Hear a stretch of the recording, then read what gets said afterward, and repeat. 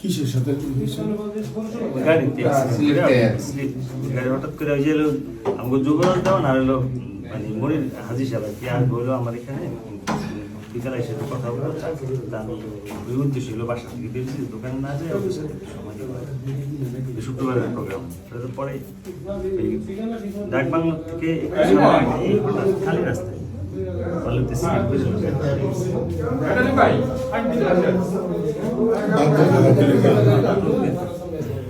দুঃখিত ভাই আসলে জায়গা কম কষ্ট করে আসছেন আমি খুশি হয়েছি কিন্তু না না এটা তো আমার নৈতিক দায়িত্ব।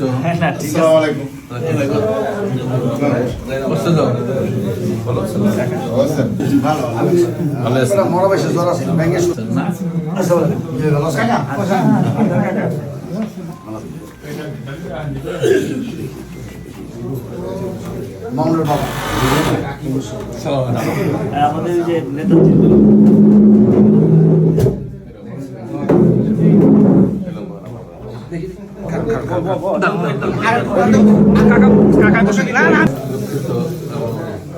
তোমাকে আমরা মিস করছি অনেকেই তোমার কথা তুমি যে এত ভালো এত পপুলার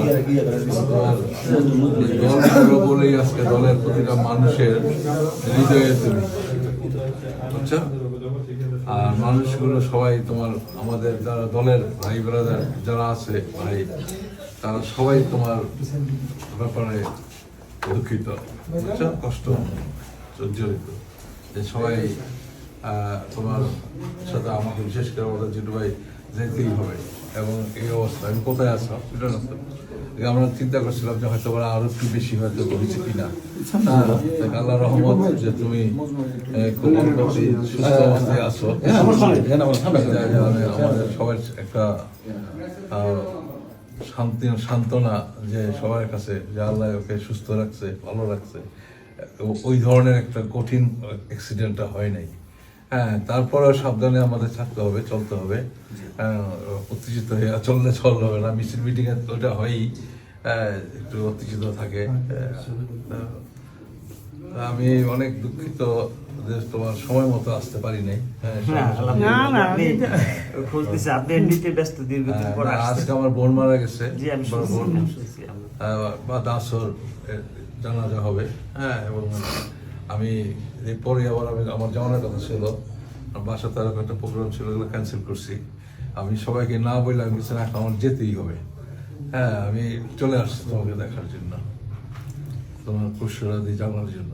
তো যাক আমরা সবাই দোয়া করি ইনশাআল্লাহ আল্লাহ যেন তোমাকে সুস্থ করে আপনাদের সবাই দোয়া যেন চোখ খুলে আল্লাহ বাঁচাইছে জায়গা হন।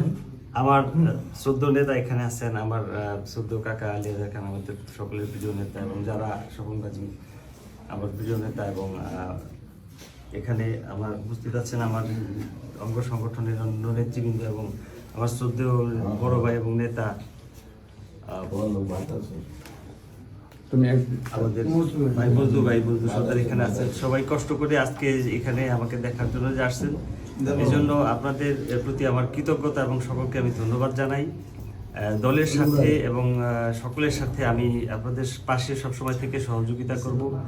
বিএনপিকে ভালোবাসি দলকে ভালোবাসি এবং আমাদের এই ভালোবাসা সবসময় অব্যাহত থাকবে। আমি আপনাদের পাশে থেকে দলকে শক্তিশালী করার জন্য আবার সর্বাত্মক সহযোগিতা চালিয়ে যাবো ইনশাআল্লাহ। আবারও সকলকে ধন্যবাদ জানাই আমার বাড়িতে এসে আমাকে দেখার জন্য খোঁজখবর নেওয়ার জন্য।